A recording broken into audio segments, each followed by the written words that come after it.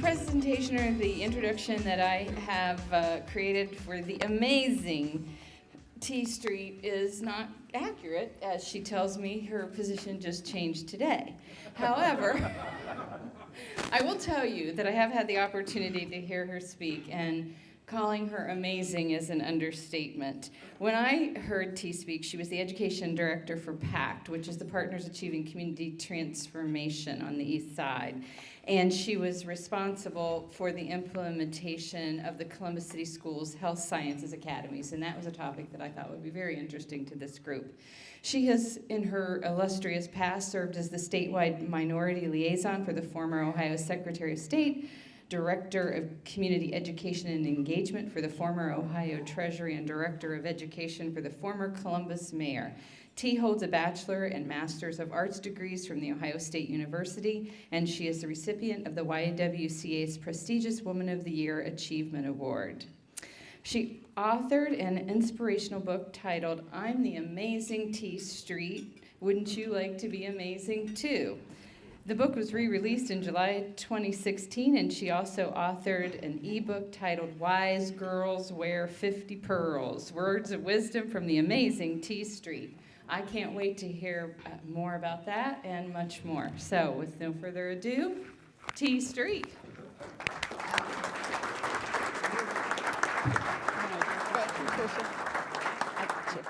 Thank you. Thank you all for the invitation. Tricia, thank you for the invitation to be here. I think Tricia heard me talking about the Health Sciences Academies at a Columbus Metropolitan Club forum this past year, and she asked me if I would be interested, and then I had an invitation extended to come and be with you today. I'm super excited because this is only the second time I've ever been in the room with Rotarians. A few years ago, when I was Director of Education for Mayor Coleman, I had an opportunity to speak for the Delaware Rotary, and I was like, wow, I'd never heard of the Rotary, and I'm super interested in the work that you all do because it's all about service. And for me, I believe that service, and it's not my quote, and so I don't ever take credit for other people's work, but service is the rent that we pay for being on the earth. I would be remiss if I didn't acknowledge my longtime friend and co-board member of I Know I Can, Mr. Bob Weiler. Bob has been an amazing instrument of mentorship and support to me over the years, and so thank you, Mr. Weiler. Today, my role kind of transitioned, but I'm still doing the same work, but in a more expanded capacity. Today, I moved back to The Ohio State University. I was on loan to PACT for the last 3.5 years, and so today, I moved back to the university. I'm still going to be working with the Health Sciences Academies, but I'm also going to be working with a few other initiatives with the district on behalf of The Ohio State University, and that's my great passion. I'm a Buckeye. I knew when I was 9 I was going to be a Buckeye. When I applied to college, I applied to one school, The Ohio State University. If they hadn't taken me, I was going to be in big trouble. I was watching Archie Griffin run in the Rose Bowl at the age of 9, and I looked at my dad and I said, I'm going to Ohio State. My mother looked at me and said, you're going to Spelman College. That's an all-black women's college in Atlanta with no football. I'm like, ooh, that's not a good idea. So I looked at my dad and I said, you've got 9 years to work on her. And so I am a Buckeye through and through. And so to have the opportunity to come back and work on behalf of the Ohio State is a gift. Partners Achieving Community Transformation is a partnership between The Ohio State University, the City of Columbus, and the Columbus Metropolitan Housing Authority. It existed since 2010 with the goal of the transformation and revitalization of the 880 acres of the Near East Side. To give you some perspective, downtown Columbus is about 950 acres. The Near East Side geography, that is the PACT geography, is 880 acres of transformation that's happening all along the East Side. I was having a good time at Ohio State doing some fun initiatives there, and I got a call asking me if I would come and work with the OSU Wexner Medical Center, the Ohio State University's College of Education, Columbus City Schools, and I went, whoa, Columbus City Schools doesn't do good partnerships. And that was what I said. I'm so happy to have the opportunity to eat my words. This has been one of the best partnership opportunities I've ever been a part of, working with Columbus City Schools in the development of what we call the Health Sciences Academies. The Health Sciences Academies is a partnership. It's where Ohio State University Wexner Medical Center, main campus, and University Hospital East said, we'll roll up our sleeves. We'll work with the district to transform 7 schools on the Near East Side, 7 low-performing schools on the Near East Side of Columbus. Those schools are East High School, Champion Middle School. There are 5 elementary schools that are a part of that feeder pattern: East Columbus, East Gate, Beatty Park, Trevitt, and Ohio Avenue. Those are the schools that we work with, called the Health Sciences Academies. This is my favorite picture.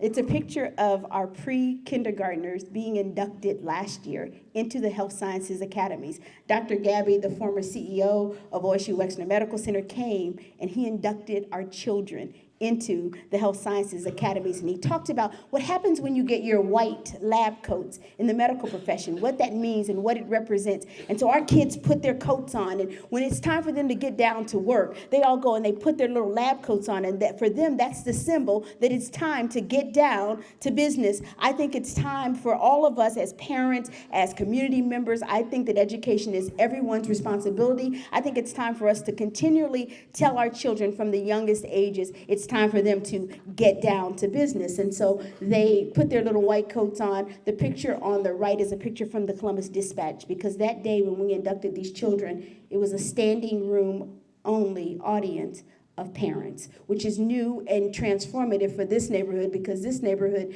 prior to us beginning this initiative, had about a 23% engagement of parents with one touch point with the schools. I don't know about you, but 23% just won't do for me, because you cannot educate children devoid of parents. People ask me all the time, T, what is the weakest part of Columbus City schools? It's not the curriculum.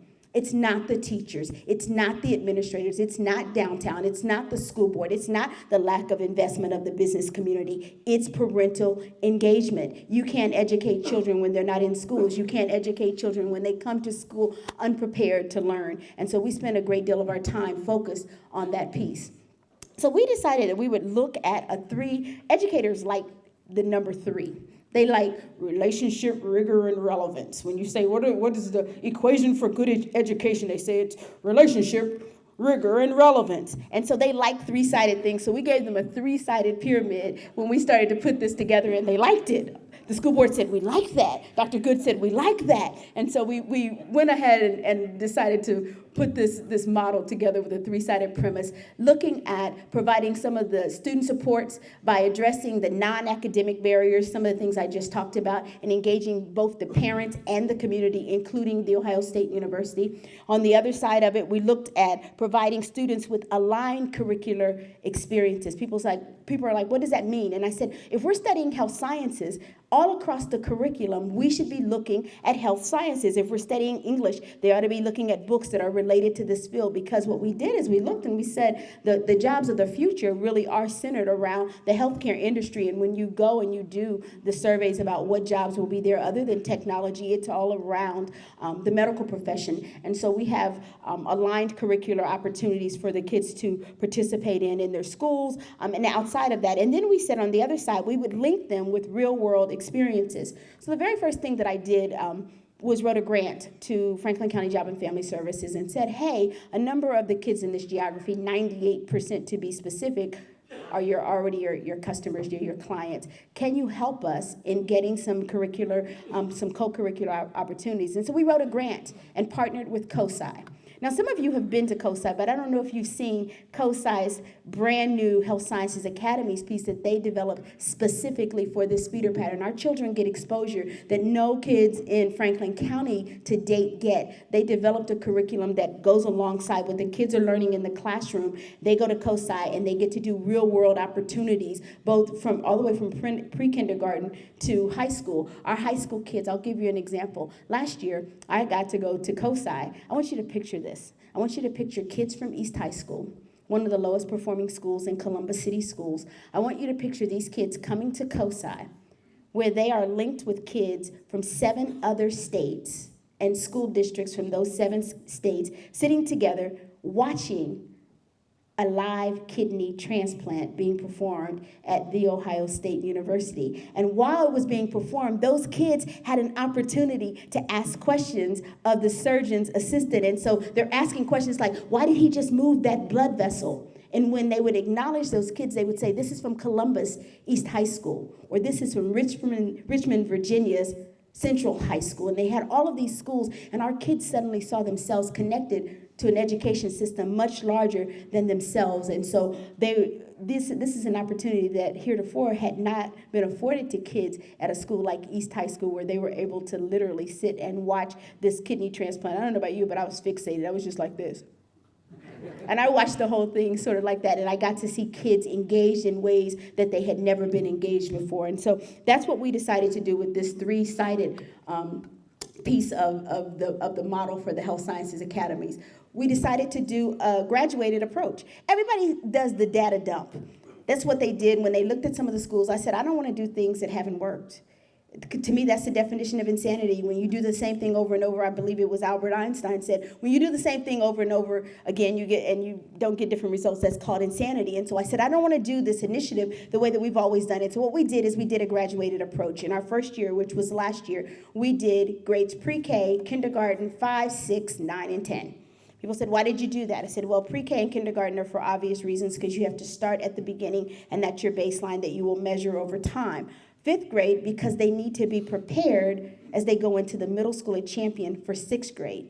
9th grade and 10th grade, because we had 2 health sciences courses already being offered at East High School for our 9th and 10th graders. So we wanted to make sure that we captured those kids in our data measurement. And so that's why we did those grades. This year, we implemented grades 1, 4, 7, and 11. Next year, we will do grades 2, 3, 8, and 12, and we will have a completed feeder pattern of schools with pre-K through 12 at the end of next school year. And so we're pretty excited about the fact that we did a graduated approach. What you see on the screen, I don't know about you, but I can barely see the screen. But what you see on the screen is how we sort of delineated it out. We sat down with teachers and we said, based on who these kids are, and based on what you know, how can Ohio State come alongside you? What can we do to infuse health sciences across the curriculum? So, for example, with our pre-kindergartners last year, we looked at 3 things: dental hygienist as a career, EMT or paramedics, and a physician. And so those kids got an opportunity to hear from people from those specialties. They got an opportunity to engage, to do some job shadowing when they came to their school, to do some hands-on activities. Most recently, our kids at Champion, because they're studying the eyes right now in 7th grade, they got to do the dissection of a pig's eye with Columbus State, which was huge for them. And those kids loved that opportunity. Me, I was a little grossed out. I came in and pretended like I was strong. I came in like this.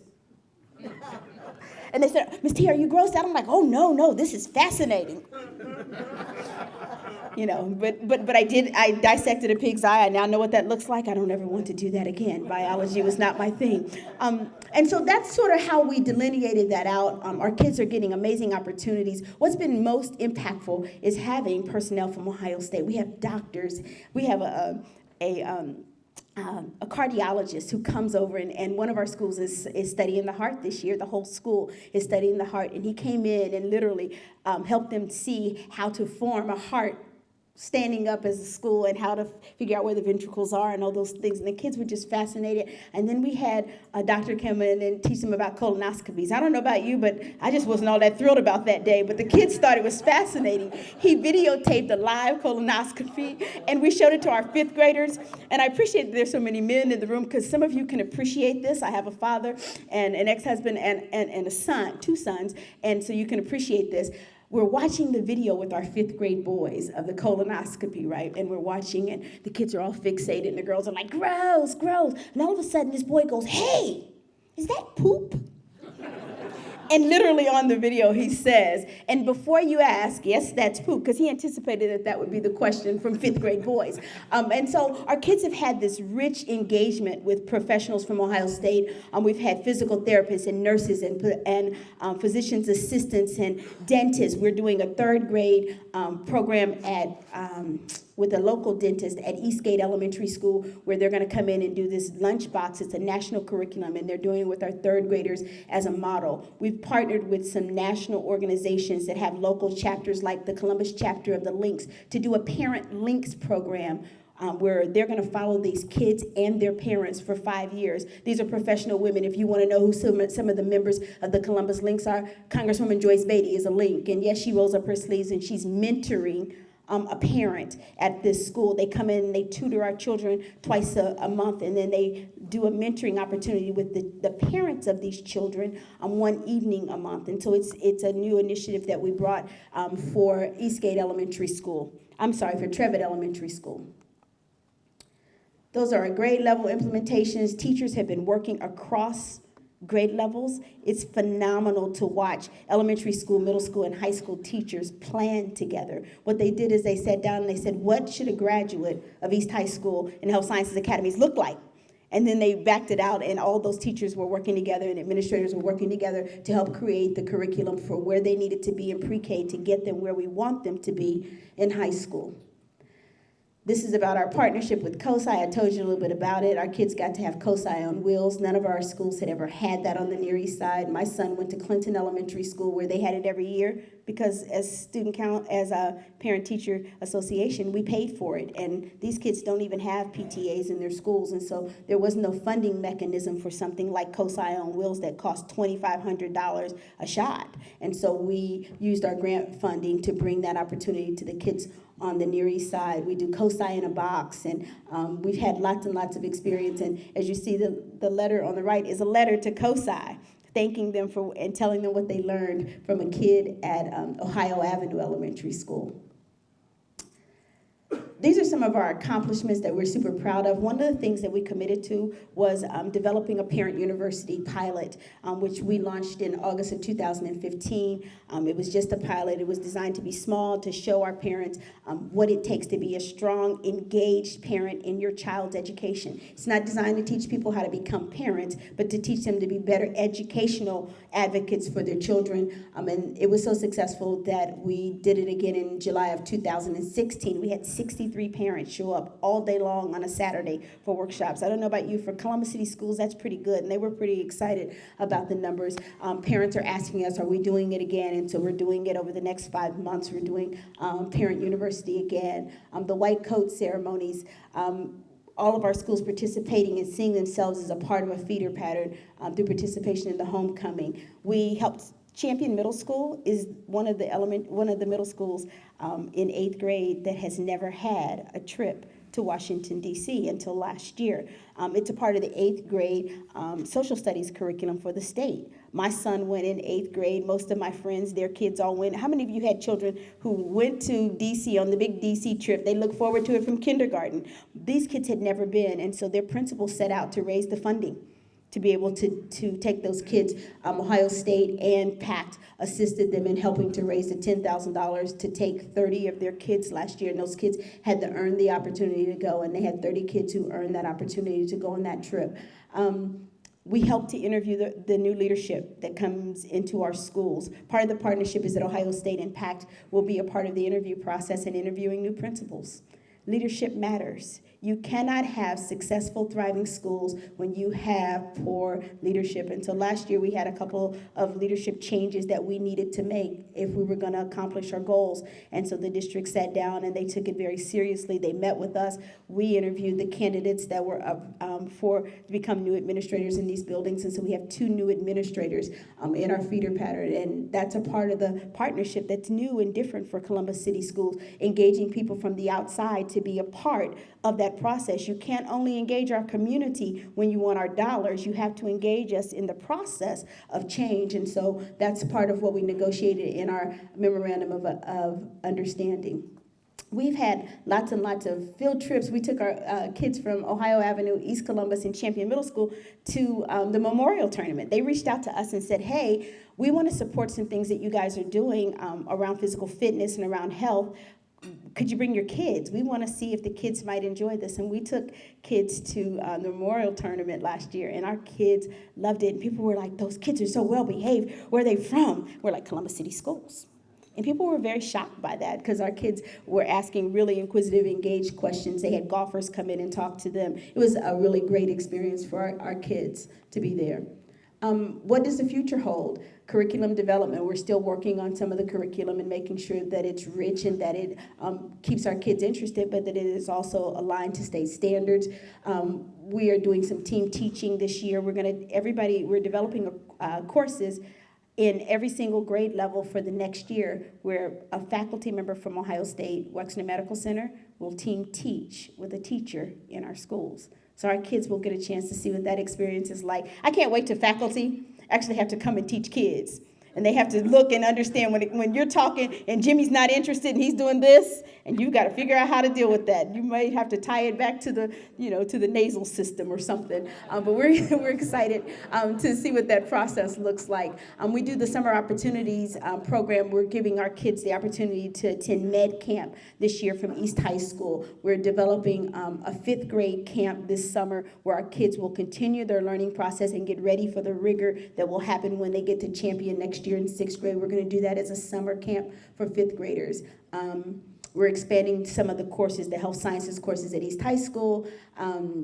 We're doing lots and lots of engagement between the university and Columbus City Schools. And the partnership is, surprisingly, everybody asks me all the time, when there's a hitch, we go back to the table and we go back to our MOU and say, this is what we agreed to. And it's always easily worked out, and that just excites us. The picture that you see on the right are 2 little girls at Eastgate Elementary School. And the young black woman who's there is a face that they can emulate. She's a medical student at The Ohio State University. She comes to the school once a week to give of her time as a volunteer, and the kids absolutely love her. The guy up in the corner, he's a tech, and he talks about all day long what he gets to do is sift through, fluids. And the kids are like, you see blood? He's like, I see blood, I touch blood, I synthesize blood. The kids are like fascinated, and he was just incredible in talking with the kids in language that they could understand.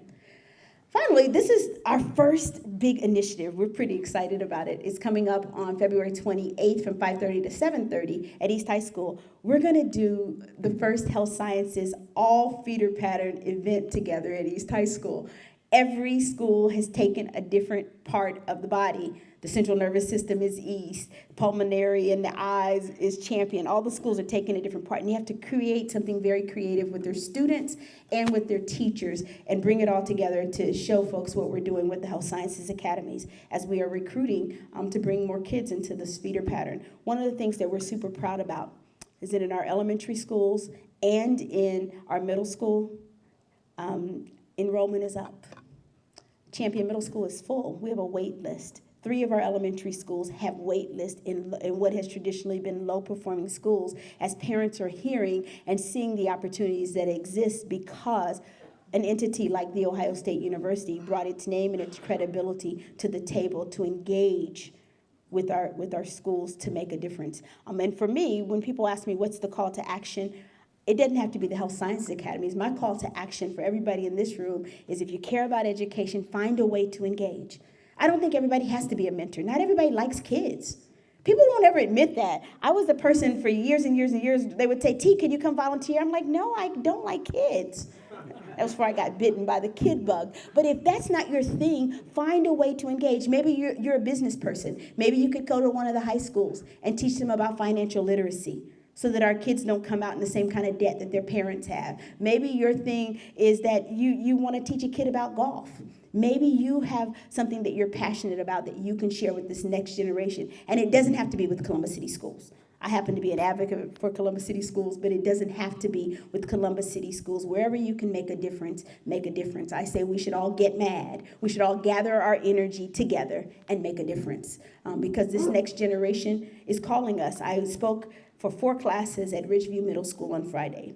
And one of the kids in the 3rd class asked me, why do you like working with kids? What do you get? And I said, I get the opportunity to invest in America's future by investing in its young people. And I promise you, I've seen far greater dividends than I have on any of my stock. I'm just saying. And so that for me is what the get is that we all get an opportunity to roll up our sleeves, and every time we invest in a young person, the work that I do is passion work. When I get done at night, I'm exhausted. I give everything that I have. I leave 100% on the table for young people, but I'm clear that it's not just about these young people. It's about our future and our country. And every single time I sow a seed, It's a seed for tomorrow that I may or may not ever see. Every time you all decide that you're going to do some service with our schools, all of the schools and any of the schools, you are sowing a seed into America's future. I tell our young people all the time, America is calling. Will they answer the phone? So I'm the Amazing T Street. I'm going to take questions and I'll answer anything. I usually will answer almost anything that you ask. How do you get a waiting list for a geographic public school system? So you can only hold so many people in a building. And once all those seats are taken up, and for Champion, there are 5, Champion is one middle school, but it serves 5 elementary schools. So that's how you end up with a wait list. When all of the kids decide not to, because Columbus City Schools is a school choice district, which means kids can apply to go anywhere in the district. So those kids don't have to come to Champion. And heretofore, most of those parents have not opted. Only when we started the initiative with PACT, only 47.5% of the families in that geography sent their children to schools in that geography. Because parents are not stupid. They have choices like me, and they exercise them. And so now, when they see that things are changing in those schools, last year, Champion, if you look at the value-added scores, Champion had a B in value-added. Guess what? If you go in and look at Dublin had an F in value added. You got to know how to read the grade card. Everything that glitters is not gold. And so for us, it's been about talking about the changes that are happening when you have dynamic leadership. You have teachers who are committed. We now have we have our first ever PTA at Champion Middle School. And the parents are excited because we engage them. Lots of times people don't know how to engage with schools. It's not that they don't want to. They don't always know how to be the best advocates for their kids. And so when you arm them with education, the first thing we do in Family University is we have the district's data person come and teach them how to read the state grade card so that when they're choosing schools, just like when you all choose schools, you can make the best choices for your children. You may not have the ability financially to move to a suburb where you can put your kids in a high-performing school. But there are lots of high-performing schools in this district that go unnoticed. Yes? You had mentioned about the leadership really having a major role in each of these different school systems, or different schools. With that in mind, and that's obviously going to be what's going to kind of rise all ships, right? What is being done so far as the mind share, maybe with some of the other schools? Because, like you said, a lot of the parents are seeing it happening in this school. It's going to overpopulate that school, maybe. And maybe you limit the possibilities that you can do because it's maybe too big. So to alleviate that, is there any consideration going towards sharing these ideas and getting more schools involved? Thank you for that question. Dr. Good, one of the things I really appreciate about his leadership is what he's saying is, everything we're doing, this is only our second year, but everything we're doing, we're trying to measure its effectiveness, see what's working, what's not working, kind of tweak it as we go so that we don't, find out 5 years from now it's not working. One of the things that we're doing is he's hoping to share and replicate things that are working, not just in our feeder pattern, but in some other places where they have some really rigorous kind of things happening. Like at Northland High School, they have a STEM program that took second in the nation last year. Their STEM club is really phenomenal. And as much as I, want to promote East High School, Northland High School, who would have thought? Most people know them for athletics because that's where Trey Burke and what's his name? Jared Sellinger went. So people know them for athletics, but they have one of the top STEM clubs in the country that literally the parents raise the money so these kids can go and compete. I know because I bought a jar of popcorn this big for $28.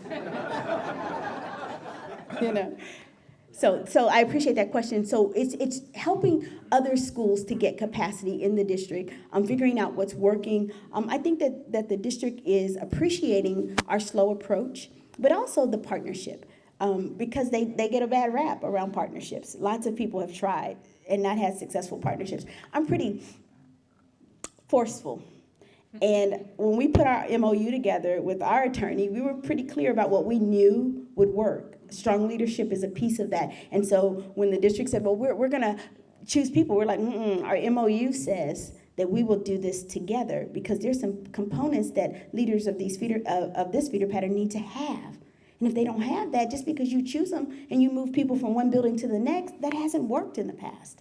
And so I appreciate Dr. Good's leadership in saying we're going to do what works. Yes. I I agree totally as far as parental involvement. I think we all agree with that. Could you amplify a little bit? How do you go about getting the parents involved? So we advertise, when we do Family University, we advertise where the parents are. When we do the inductions, one of the things that I learned years ago when I was a direct service provider, I learned that anytime you put children on a stage, parents show up.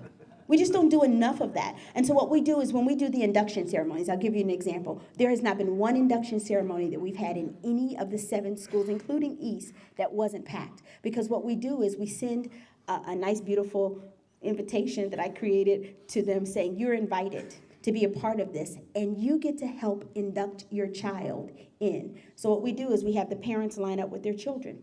And you come across, and whether it's somebody from the community or from the district, we all get together, and somebody on this side puts their arm in, and the parent puts their arm in, and we talk about it's a symbolism that the education of children is a partnership.